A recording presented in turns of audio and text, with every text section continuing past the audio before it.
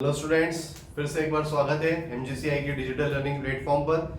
Last video में मैंने आपको बताया था कि मैं अगले वीडियो में आपको कुछ ऐसे मैथमेटिकल एग्जाम्पल्स बताऊंगा जिसमें हम ये चेक कर पाए कि वो समीकरण सरल आवर्त गति को प्रदर्शित कर रहा है या नहीं।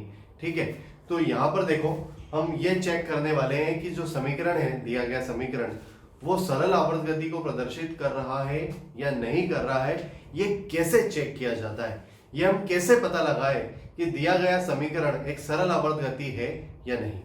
तो याद करो, इसके लिए मैंने आपको लास्ट वीडियो में कुछ चीजें समझाई थी, कुछ बातें समझाई थी, जिसमें मैंने आपको यह बताया था कि हमेशा यह देखो कि बल और विस्थापन की दिशाएं एक दूसरे के विपरीत है या नहीं, और जो बल है वो माध्य स्थिति की ओर कार्य कर रहा है या नहीं।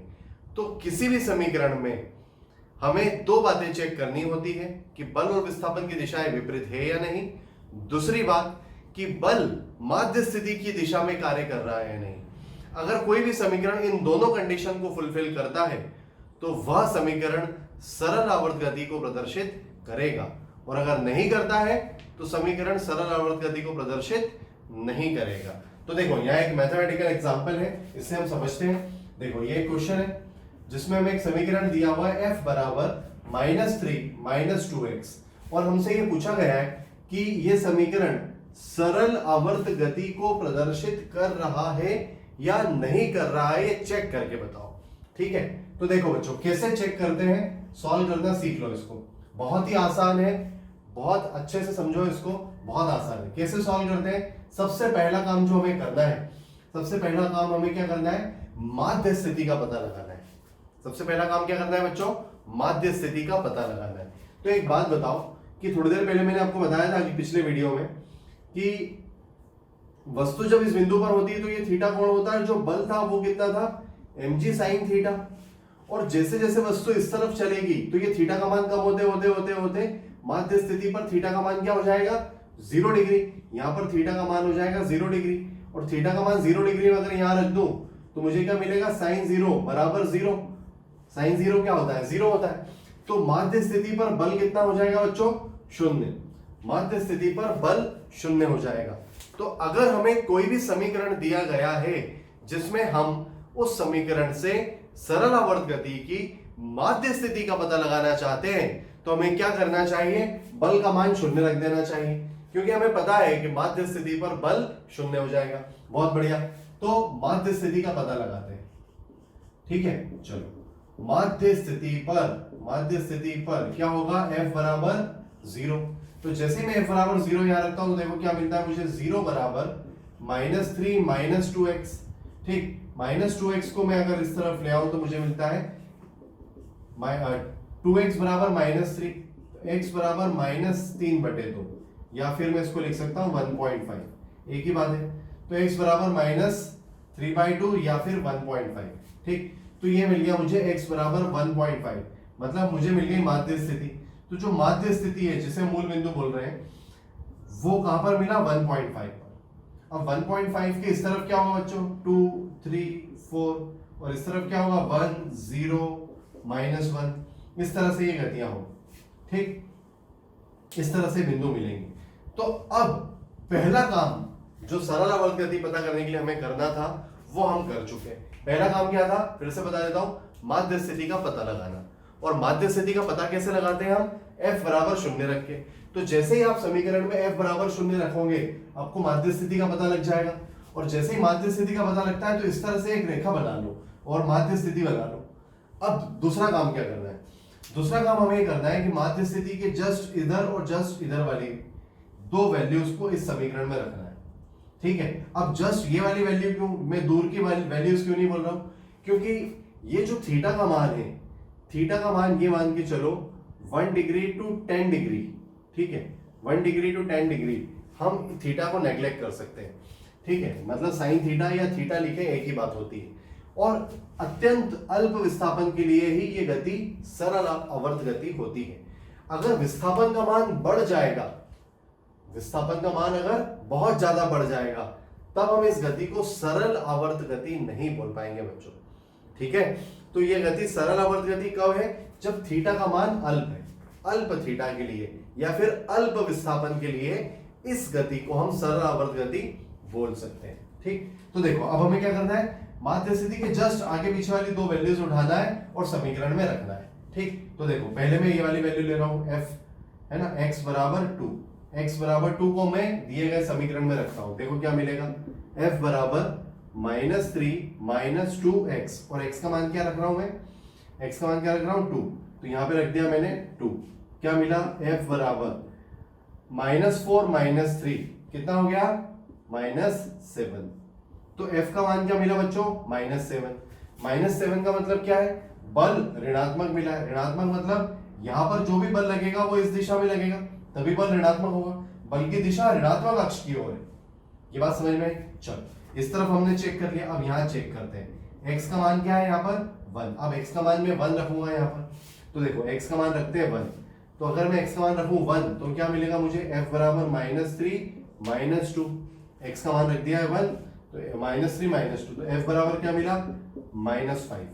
-5 मतलब बल कैसा मिला बच्चों, बल मिला ऋणात्मक। ऋणात्मक मतलब इस यहाँ पर भी बल इस दिशा में लग रहा है।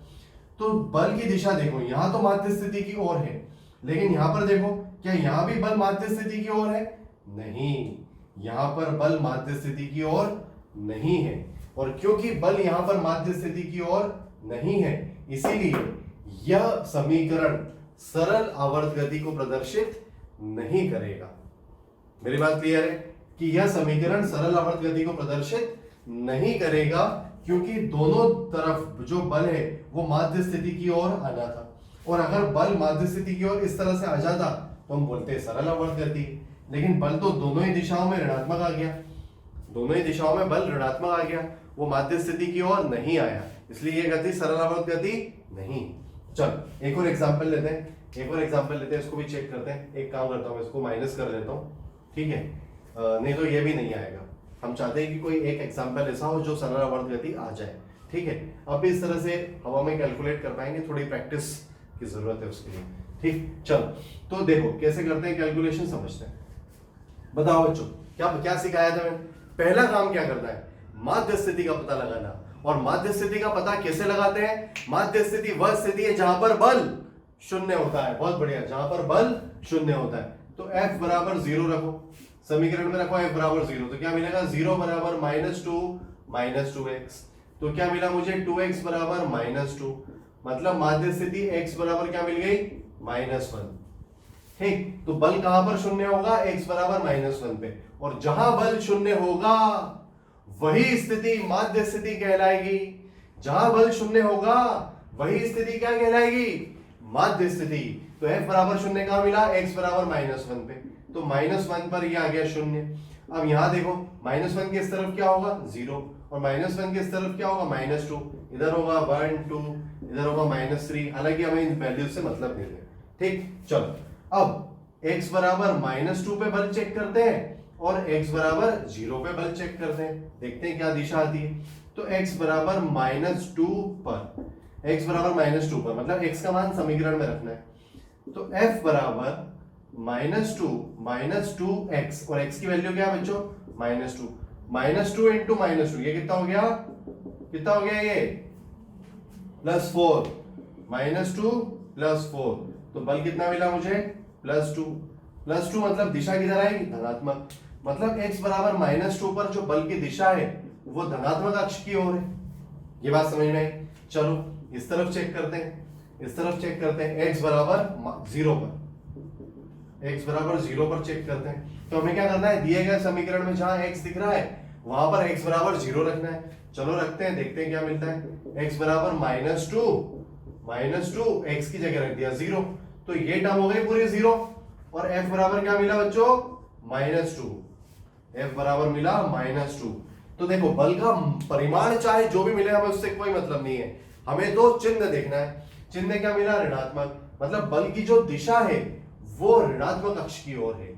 इसका मतलब यहां पर जब वस्तु थी तो बल माध्य स्थिति की ओर कार्य कर रहा था, वस्तु उस तरफ गई तो भी बल माध्य स्थिति की ओर कार्य कर रहा है। और क्योंकि दोनों ही स्थितियों पर बल, माध्य स्थिति के दोनों तरफ जो बल है वो माध्य स्थिति की ओर ही कार्य कर रहा है, इसलिए यह दिया गया समीकरण सरल आवर्त गति को प्रदर्शित करेगा।